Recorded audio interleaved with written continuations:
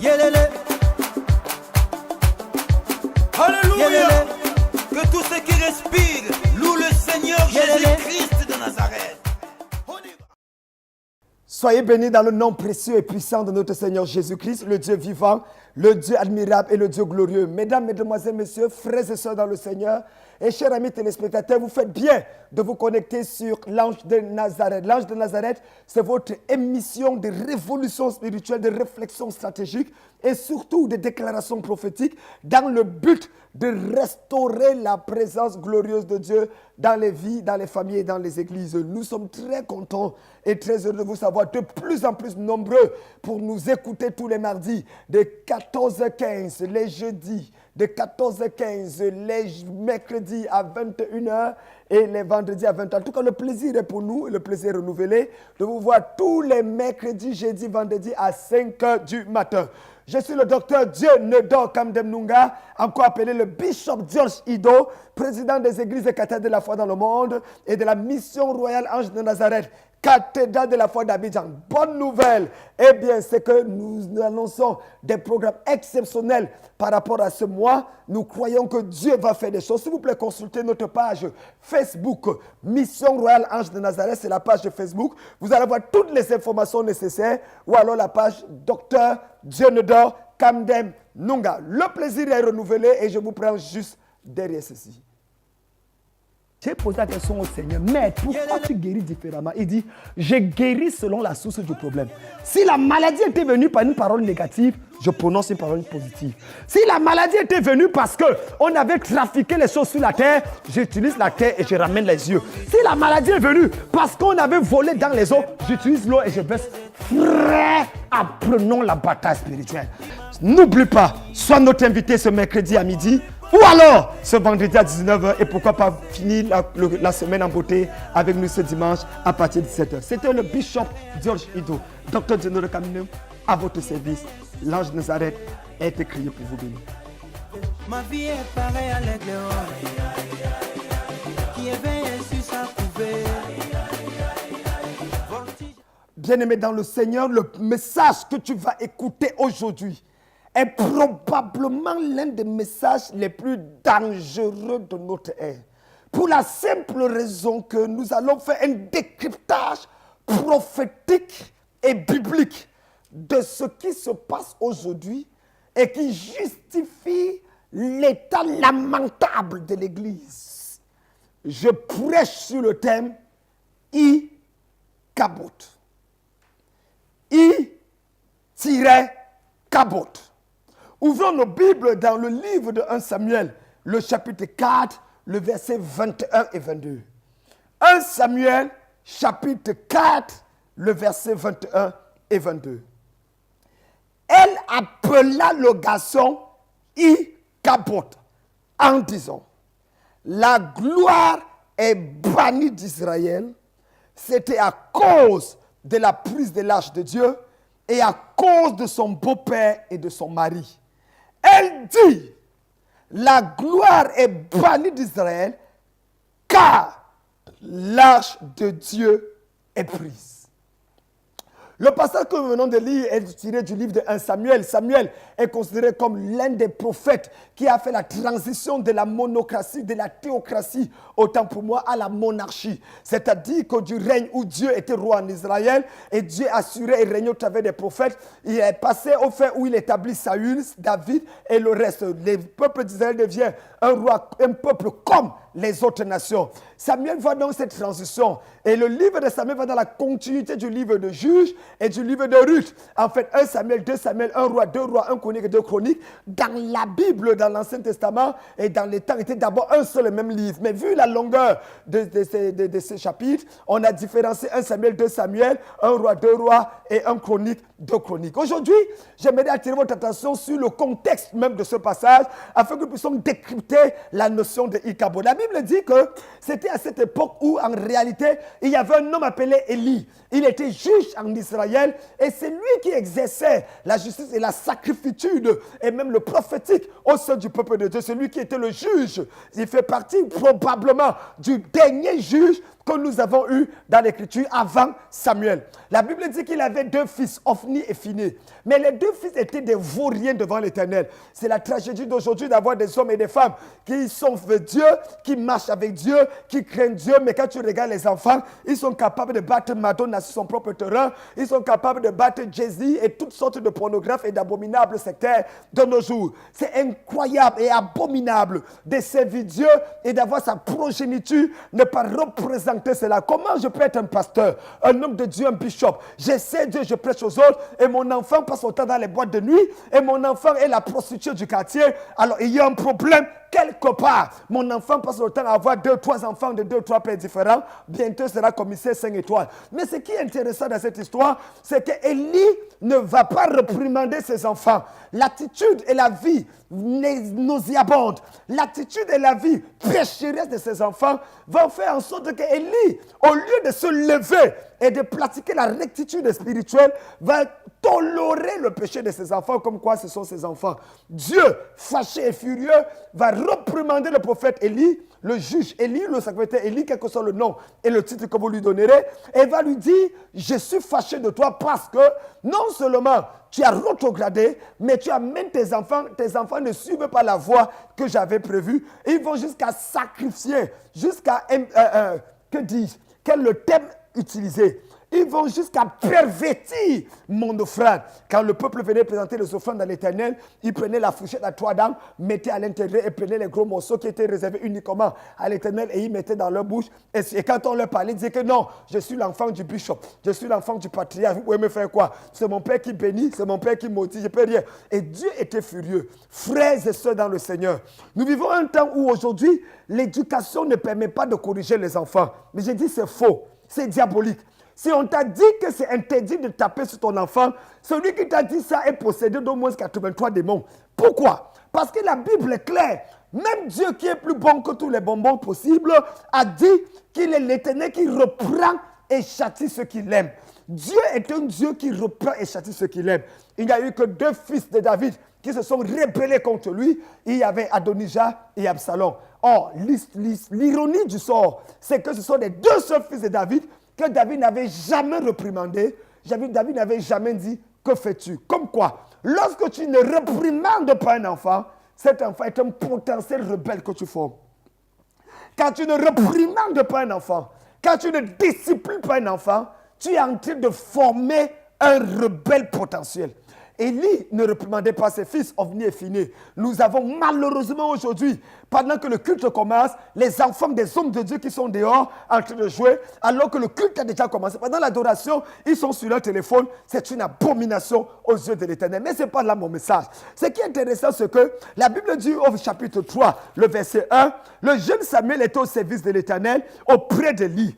Il était au service de l'Éternel auprès de lui. Un homme de Dieu est toujours au service de Dieu auprès d'un autre homme de Dieu. C'est très important. Ils ne sont pas les serviteurs de cet homme de Dieu, ils sont les serviteurs de Dieu auprès d'un homme de Dieu. Et il dit, la parole de l'Éternel était rare en ce temps-là et les visions n'étaient pas fréquentes. Ça, c'est un point que je vais placer un peu entre parenthèses.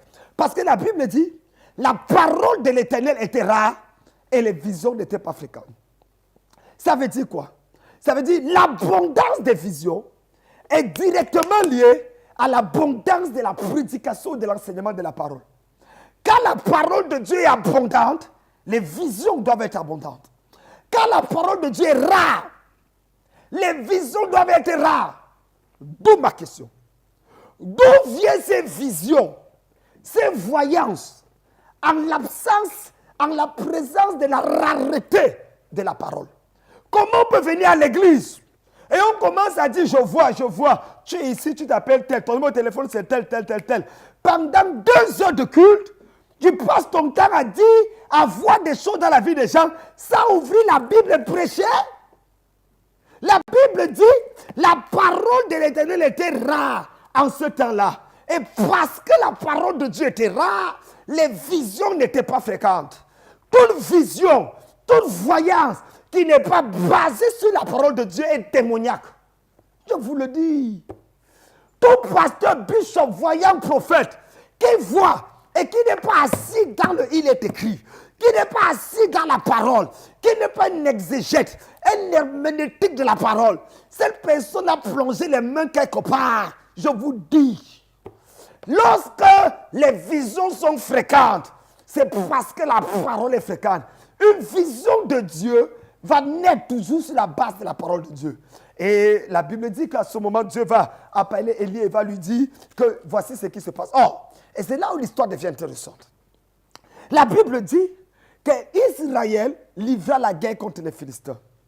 Et les Philistins allaient en guerre et se rangeaient et ils battaient Israël. Aïe, aïe, aïe, aïe. Il y a des versets que quand tu lis, tu as mal à l'estomac. Comment Israël, les Philistins peuvent battre Israël?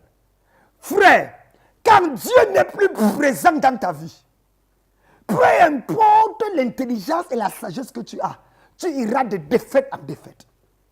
Parfois, parce qu'on nous a attachés au village. Mais la vérité est que c'est la vie du péché qui empêche la manifestation authentique de la victoire de Dieu dans nos vies. Non, la main de l'Éternel n'est pas trop courte pour sauver, ni son oreille trop dure pour entendre. Mais, Ésaïe 59 va finir le verset toi-même. C'est quoi? C'est pas le diable, c'est pas les démons, c'est pas l'autel de ton père, c'est pas l'autel de ta mère. C'est quoi? Ton propre péché. La Bible dit qu'il livrait bataille et les Philistins les battirent. Je déclare dans la vie de quelqu'un, la brokushaïm brakizaga, pendant que tu mets ta vie en règle avec Dieu, il n'y aura plus de défaite dans ta vie au nom de Jésus. Ah! Les Philistins les battirent. Et qu'est-ce qu'ils ont fait? Ils se sont rassemblés. Il dit, comment les enfants s'ils peuvent nous battre? Ah oui! Allons chercher l'arche de Dieu. L'arche symbolisait la présence de Dieu. Ils ont porté l'arche. Kounya, kounya, kounya, kounya, kounya. Ils arrivent. Dès qu'ils entrent dans Jérusalem avec l'arche, oh, tout le monde commence à crier en Israël. Bon, bon.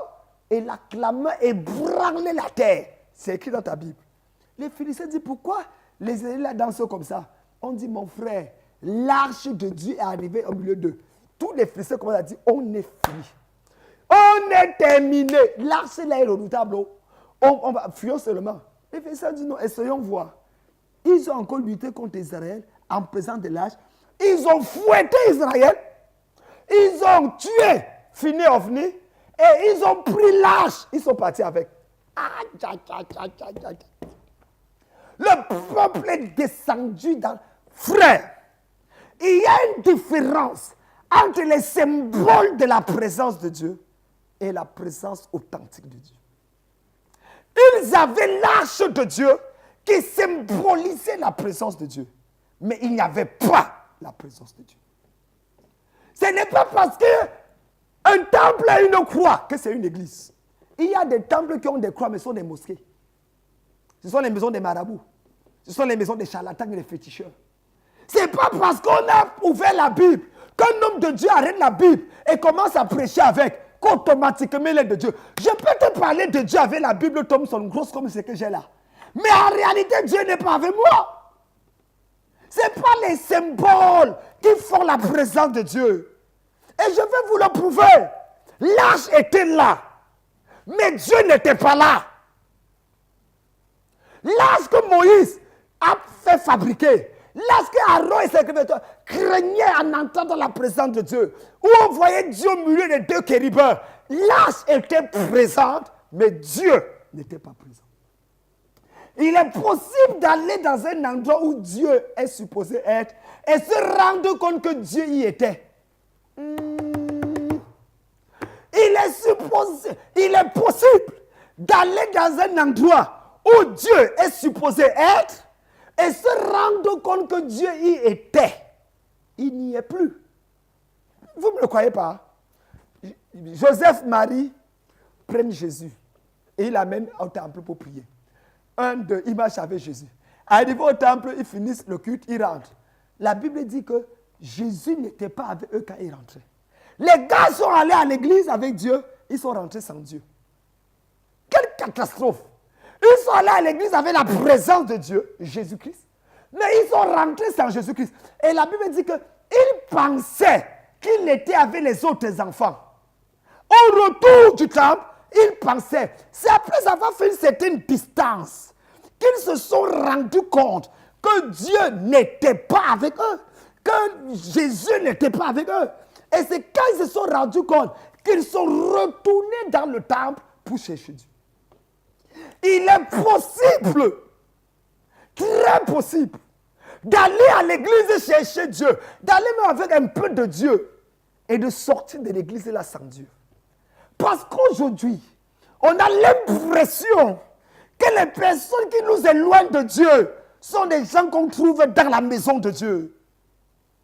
On a l'impression que ce ne sont plus les charlatans et les féticheurs qui nous éloignent. Au contraire. Les féticheurs même nous disent que, gars, l'histoire c'est fort, va à l'église, va chercher Dieu.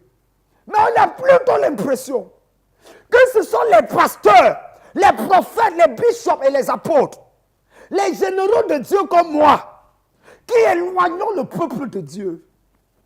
Parce que comment quelqu'un peut venir chercher Dieu à l'église et tu dragues la personne? Comment quelqu'un peut venir chercher Dieu à l'église et il découvre que vous avez le même marabout, le même féticheur? Comment quelqu'un peut venir chercher Dieu à l'église et il se rend compte que hier nuit, le samedi soir, vous étiez dans un snack bar en train de discuter la même petite? Qui va prêcher qui? Qui va dire quoi à qui? Il ne suffit pas d'avoir l'âge de Dieu. Est-ce que la présence de Dieu est là? Il ne suffit pas d'avoir la touche, le grand nom, Bishop Josh Ido. Non! Est-ce que Dieu est présent? L'une des tragédies de l'Église, c'est de fonctionner comme Dieu, mais sans Dieu. C'est quoi la religion? La religion, c'est les activités de Dieu sans la présence de Dieu. C'est quoi la religion? Les activités de Dieu sans la présence de Dieu. C'est ça la religion. Et malheureusement aujourd'hui, nous sommes devenus religieux. Ils ont pris l'arche de l'alliance. Ils ont amené dans le temple. Mais Dieu n'était pas là. J'ai une question à te poser avant d'aller sur Ikapot. Est-ce que Dieu est présent dans ta vie? Ma soeur, mon frère, est-ce que Dieu est présent? Nous, quand nous arrivons à un niveau de notre vie où on ouvre la Bible que pour aller prêcher, quand on arrive à un niveau dans notre vie où on n'a même plus de nuit de prière personnelle avec Dieu, on arrive à un niveau de notre vie où on n'entend plus la voix de Dieu. Quelle est cette génération de chrétiens? Quelle est cette génération que pour écouter Dieu, tu dois aller voir un prophète? Ça, c'est quelle histoire, ça? Dieu ne te parle pas. Tu es son cousin. Tu n'es pas son enfant. Quelle est cette génération? Jésus dit dans l'évangile de Jean, le chapitre 10, « Mes brebis entendent ma voix. Je les appelle et elles me suivent. » Quelle est cette brebis qui n'entend jamais la voix de son maître, jamais la voix de son père, mais qui n'entend que la voix des loups, des autres brebis? Tu as un problème avec Dieu. Tu as un problème. La situation d'aujourd'hui, la raison de la faiblesse de l'Église, la raison pour laquelle les politiques nous gouvernent en Côte d'Ivoire, au Cameroun, partout où nous allons, au Nigeria même. Oui, au Nigeria. I'm talking to you, Nigerian people. Even you. Parce que vous nous avez baignés. On nous fait comprendre que c'est vous qui avez les grandes églises. Mais voilà une élection présidentielle l'autre jour. Tous les prophètes ont prophétisé que c'est un chrétien qui va gagner. C'est toujours le même musulman qui gagne. Frères, soyons sérieux. Posons-nous les vraies questions. Posons-nous les vraies questions. On arrive à un niveau où on peut divorcer en pleine église sans pleurer. Sans pleurer. D'accord, je reconnais les faiblesses. Je n'ai rien contre ça d'ailleurs. Mais je dis qu'il y a des choses que quand ça nous arrive, on doit le faire avec en pleurant, en pleurant, en pleurant. Ce n'est pas une gloire, c'est une honte pour nous. C'est une honte. La gloire est bannie d'Israël. La gloire est bannie. Ce n'est pas parce que j'ai apporté l'arche que Dieu est présent. Ce n'est pas parce que je me suis baptisé que Dieu est présent. Ce n'est pas parce qu'on m'a ordonné, j'ai fait l'école biblique, que Dieu est précis, c'est faux. D'ailleurs, j'ai une colère contre les femmes des pasteurs. Une grande colère. Parce que beaucoup de femmes des pasteurs sont des sorcières. Beaucoup. Elles ne prient pas, elles ne cherchent pas Dieu. Tout ce qu'il faut, c'est la jalousie pour pouvoir poursuivre les gens à l'église. C'est quoi l'histoire? Ma soeur, quelle est ta relation? Je parlerai de ça plus tard. Je parlerai du ministère de la femme du pasteur un autre jour. Ma question est la suivante. Est-ce que tu as les symboles de Dieu sans la présence de Dieu? Ma question est la suivante. La dernière fois que Dieu t'a parlé, c'était quand? Frère, la dernière fois que tu as ouvert la Bible, tu as lu. Waouh! Seigneur! Hi, alléluia! Ton esprit était excité par la révélation de la parole, c'était quand? Tu vois des chrétiens qui ont 10 ans de vie chrétienne, mais ils n'ont jamais lu la Bible de Genèse à l'Apocalypse. Et ils sont à l'église. Il y a quelque chose qui ne va pas quelque part. Il y a quelque chose qui ne va pas. C'est nous qui, la seule entité capable de diminuer Dieu, c'est l'église de Dieu. La seule. La seule capacité, entité à déformer l'image de Dieu, ce n'est pas le diable, c'est l'église. Parce que nous sommes le corps de Christ. Si notre corps est déformé, on verra un Dieu déformé. Mais si nous sommes en bonne santé spirituelle, on verra un Dieu en bonne santé spirituelle. Ma question est la suivante aujourd'hui. Est-ce que la présence de Dieu est encore avec toi? Où es-tu dans ta relation avec Dieu? Où es-tu dans ta marche avec Dieu? La dernière fois que tu t'es agenouillé pour confesser ton péché, c'était quand? La dernière fois que tu as dit à Dieu, Seigneur, pardonne-moi, parce que je suis un menteur, un voleur, un tricheur. Pardonne-moi parce que je ne paye pas mes dîmes. Les dîmes, quand on fait débat sur les dîmes, vous êtes trop fort sur ça. Quand ça concerne l'argent pour donner à Dieu, tu es trop fort. Pour sortir les théories qui, je peux donner ma dîme à l'hôpital. Je peux donner ma dîme aux orphelins. Bandit, bandit, bandit, bandit. Donne à Dieu ce qui appartient à Dieu. Donne à Dieu ce qui appartient à Dieu. Pourquoi tu ne dis pas au gouvernement ivoirien, je peux payer mes impôts ailleurs, je vais donner mes impôts à l'hôpital? Quand tu te dis ça, tu vas comprendre pourquoi beaucoup n'ont pas S. Aïe! Nous avons besoin de revenir à cette fondation. Et bien aimé, j'ai envie de prier. J'ai envie de prier que la main de Dieu soit sur ta vie. J'ai envie de prier que tu sortes de cette... Parce qu'il y a des gens qui me regardent en ce moment. Et je sais que ce que je dis te touche. Au début de ta marche avec Dieu, la manière que tu vivais, c'était incroyable. Dieu te parlait. Tu étais passionné pour Dieu. Tu sortais évangéliser. Oh non, non. Le désir de parler de Dieu aux gens était là. Tu n'étais pas dans les débats. C'est péché, c'est pas... Non. Tout ce qui n'est pas de Dieu, tu barrais ça. Mais aujourd'hui, tu es devenu relativisant, rationnel, mature. En fait, tu n'es pas mûr. Tu es pourri déjà. Mais c'est que tu ne sais pas que tu sens. Parce que petit à petit, tu t'es éloigné de cette présence de Dieu. Je prie que le ciel te visite cette nuit. Je prie que cette nuit, la main de Dieu soit sur toi. Je prie, je prie. Je prie que Dieu restaure son zèle et son engagement pour toi. Je prie que ta passion pour Dieu soit restaurée. Et je prie que la main de Dieu commence à produire dans ta vie les miracles que tu as besoin, la délivrance que tu as besoin, la bénédiction que tu as besoin, mais que cela vienne de Dieu. En tout cas, demain, par la grâce de Dieu, nous allons continuer cette série Ikabod, partie 2. Et je vais vous expliquer demain pourquoi la gloire, quelle est la différence entre la gloire et la puissance. Et par la grâce de Dieu, nous allons prier afin que la gloire de Dieu soit restaurée dans ta vie.